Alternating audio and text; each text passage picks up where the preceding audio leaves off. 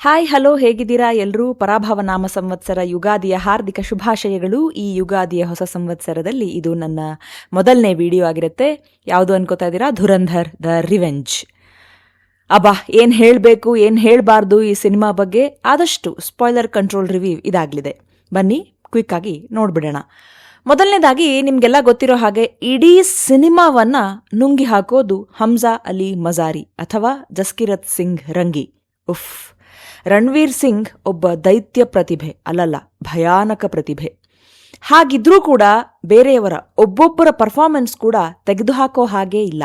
Especially Madhavan ಅವರು ಅಜಯ್ ಸನ್ಯಾಲಾಗಿ, Arjun Rampal as major Iqbal, Rakesh Bedi as Jameel Jamali, Sanjay Dutt as SP Chaudhary Aslam.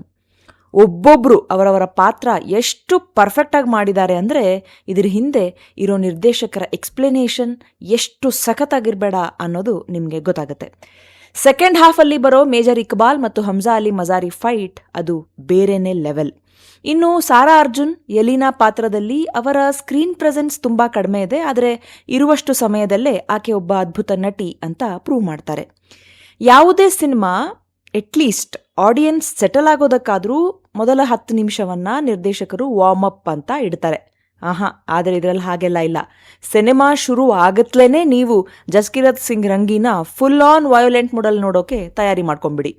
ಮೊದಲ ಧುರಂಧರ್ ಅಲ್ಲಿಯೂ ಹೇಳಿದ್ದೆ, ಇಲ್ಲಿಯೂ ಹೇಳ್ತಾ ಇದ್ದೀನಿ, ರಣವೀರ್ ಸಿಂಗ್ ಅವರ ಕಣ್ಣು ಇವೆಲ್ಲ ಮೈ ಗಾಡ್, ಅದ್ಭುತ ನಟನೆ ಕಣ್ಣಿನಲ್ಲೇನೆ.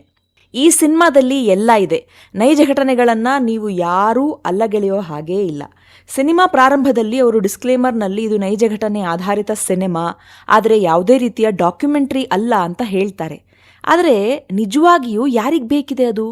ಶಕ್ತಿಯುತವಾಗಿ ಸತ್ಯವನ್ನ ಪರದೆ ಮೇಲೆ ಹೇಳಿದ್ದಕ್ಕೆ ಆದಿತ್ಯ ಧರ್ ಅವರಿಗೆ 100ಕ್ಕೆ 100. ಇನ್ನೊಂದು ಸಲ ಬಾಲಿವುಡ್ನಲ್ಲಿ ಸ್ಪೈ ಸಿನಿಮಾ ಹೆಸರಲ್ಲಿ ಕಾಮಿಡಿ ಮಾಡೋರು 10 ಸಲ ಅಲ್ಲ 100 ಸಲ ಯೋಚಿಸಬೇಕು.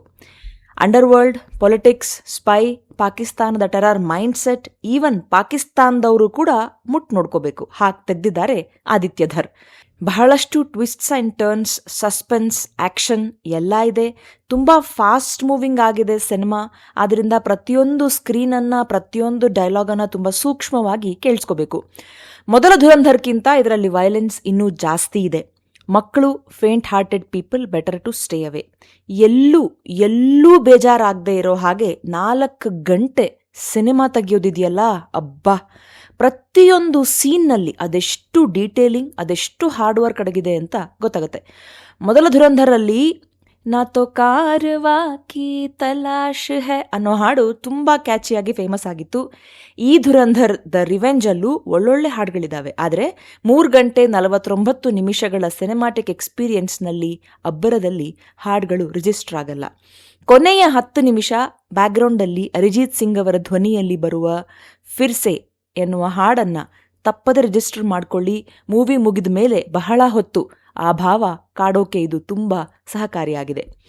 ನಮ್ಮ ದೇಶದ ಮೇಲೆ ಆಗಿರೋ ಹಿಂಸೆ, ಟೆರರ್ ಅಟ್ಯಾಕ್ಗಳನ್ನು ನೋಡ್ಬಿಟ್ರೆ ರಕ್ತ ಕುದಿಯತ್ತೆ. ದೇಶದ್ರೋಹಿಗಳು ಹೊರಗಡೆ ಎಲ್ಲೋ ಇಲ್ಲ, ಇಲ್ಲೇ ಇದ್ದಾರೆ. ಅದನ್ನ ಕೂಡ ತೋರಿಸಿದ್ದಾರೆ ನಿರ್ದೇಶಕರು. ಅತೀಕ್ ಅಹಮದ್ ಗೂಗಲ್ ಮಾಡಿ ನೋಡ್ಕೊಂಡು ಹೋಗಿ ಸಿನಿಮಾಕ್ಕೆ. ದೇಶದ ಅರ್ಥವ್ಯವಸ್ಥೆಯನ್ನ ಸುಸಜ್ಜಿತವಾಗಿ ಹೇಗೆಲ್ಲ ಹಾಳು ಮಾಡೋ ಪ್ಲಾನ್ ಮಾಡಿದ್ರು ಅಂತ ಗೊತ್ತಾಗುತ್ತೆ.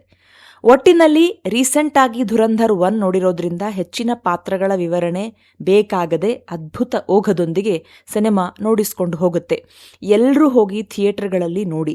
ಕೊನೆಯಲ್ಲಿ ನಿಮಗೆ ಆ ಸ್ಯಾಟಿಸ್ಫ್ಯಾಕ್ಷನ್, ಮಾನಸಿಕ ನೆಮ್ಮದಿ ನಿರ್ದೇಶಕರು ನೀಡ್ತಾರೆ ಮತ್ತು ಅಪ್ರಯತ್ನ ಪೂರ್ವಕವಾಗಿ ನಿಮ್ಮಲ್ಲಿ ಒಂದು ಚಪ್ಪಾಳೆ, ಶಿಳ್ಳೆ, ವಾವ್ ಎನ್ನುವ ಉದ್ಗಾರ ಮತ್ತು ದೇಶದ ರಕ್ಷಣೆಗೆ ನಿಂತವರ ಕುರಿತಾದ ಒಂದು ಗೌರವ ಮೂಡಿಯೇ ತೀರಬೇಕು.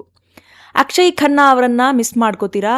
ಅವರಿಗೆ ಬಲೋಚ್ನಲ್ಲಿ ಸಿಕ್ಕ ಎಂಟ್ರಿ ರೇಂಜ್ಗೆ ಯಾಕೋ ಹಮ್ಜಾಗೆ ಮ್ಯಾಚ್ ಆಗಲಿಲ್ಲ ಅಂತ ಒಂದು ಸಣ್ಣ ಕಂಪ್ಯಾರಿಸನ್ ಬಿಟ್ರೆ ಮತ್ತೇನಿಲ್ಲ. Everything is just awesome. ಆಮೇಲೆ ಎಂಡ್ ಕ್ರೆಡಿಟ್ಸ್ ಬಂತು ಅಂತ ಎದ್ಬಿಡಬೇಡಿ, ಅಲ್ಲೂ ಏನೋ ಇದೆ, ಪೂರ್ತಿ ಕೂತ್ಕೊಳ್ಳಿ. ಈ ಮೂವಿಗೆ ರೇಟಿಂಗ್ ಎಲ್ಲ ಏನಿಲ್ಲ, ನೋಡಿ. Bollywood will stop making comedy romance in the name of spy movies and empathising Pakistan ಅಷ್ಟೇ.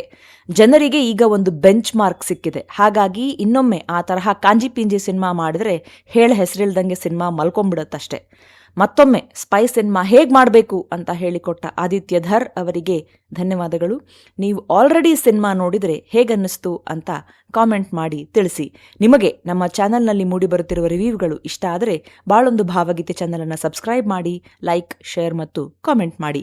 ಮತ್ತೊಂದು ಸರಣಿ ಸಿನಿಮಾ ಅಥವಾ ಪುಸ್ತಕದ ಮೂಲಕ ಬರ್ತೇನೆ. ಅಲ್ಲಿವರೆಗೂ ಯೋಚನೆ ನಿಮ್ಮದಾಗಿರಲಿ, ವಿಶ್ಲೇಷಣೆ ನಮ್ಮದಾಗಿರಲಿ, ಬಾಳು ಹಾಡಾಗಲಿ, ಭಾವ ಜೊತೆಗಿರಲಿ. ನಿಮ್ಮ ಸಮಯಕ್ಕೆ ಧನ್ಯವಾದಗಳು. ಮತ್ತೆ ಸಿಗೋಣ.